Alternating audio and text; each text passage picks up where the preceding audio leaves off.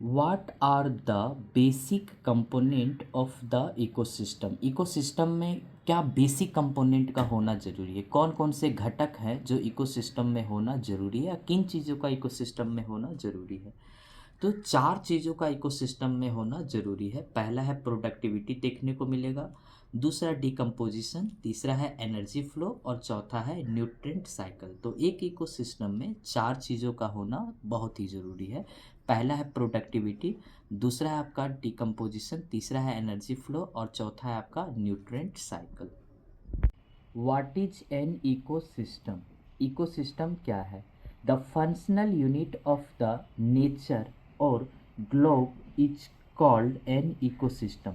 Nature का functional unit यानी nature में काम कर रहा कोई एक यूनिट या फिर ग्लोब का कोई फंक्शनल यूनिट, इसी को हम क्या कहेंगे? इकोसिस्टम कहेंगे।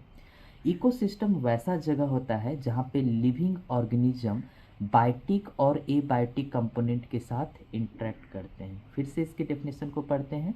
The functional unit of the nature और globe is called an ecosystem. Nature का फंक्शनल यूनिट या फिर ग्लोब का फंक्शनल यूनिट को ही हम क्या कहते हैं? इकोसिस्टम कहते हैं। In the ecosystem, the living organism interact with the biotic and abiotic component। Biotic component कौन है? जितने भी लिविंग जीव है, और एबायोटिक वो है जो नॉन लिविंग जीव है। तो लिविंग ऑर्गेनिज्म बायोटिक और एबायोटिक कंपोनेंट के साथ इंटरेक्ट करते कहाँ पे? इकोसिस्टम में। What are the different type of ecosystem. Different type के इकोसिस्टम क्या है? टोटल जो सब मेनली आपको तीन प्रकार के इकोसिस्टम देखने को मिलेंगे। पहला है टेरेस्ट्रियल इकोसिस्टम, दूसरा है एक्वेटिक इकोसिस्टम और तीसरा जो है वो है आपका मैन मेड इकोसिस्टम।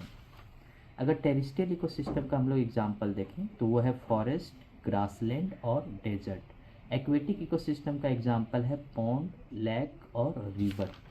जबकि मैन मेड इकोसिस्टम का एग्जांपल है आपका एक्वेरियम, क्रॉपफील्ड, टेरियम। टेरियम क्या होता है? जिस तरह से एक्वेरियम होता है वो पानी का बना होता है, टेरियम जो है वो सॉइल का होता है। ओके।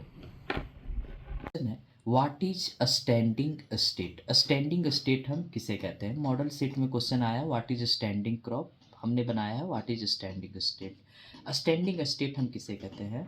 किसी एक पार्टिकुलर एरिया में, किसी एक पार्टिकुलर क्षेत्र में, किसी एक पार्टिकुलर रीजन में जितने अमाउंट न्यूट्रिएंट पाए जाएंगे उसके ज़मीन में, उसी को हम कहते हैं स्टैंडिंग स्टेट। स्टैंडिंग स्टेट का मतलब ये हुआ कि किसी क्षेत्र के मिट्टी में पाया जाने वाला न्यूट्रिएंट जितना है उन सभी को हम क्या कहेंगे?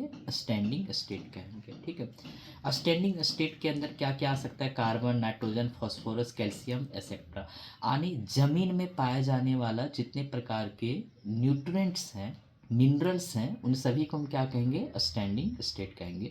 जिसका स्टैंडिंग स्टेट अच्छा रहेगा वहाँ का प्रोडक्टिविटी भी अच्छा रहेगा। जिसका स्टैंडिंग स्टेट खराब है या लो है वहाँ का प्रोडक्टिविटी भी क्या रहेगा? लो रहेगा।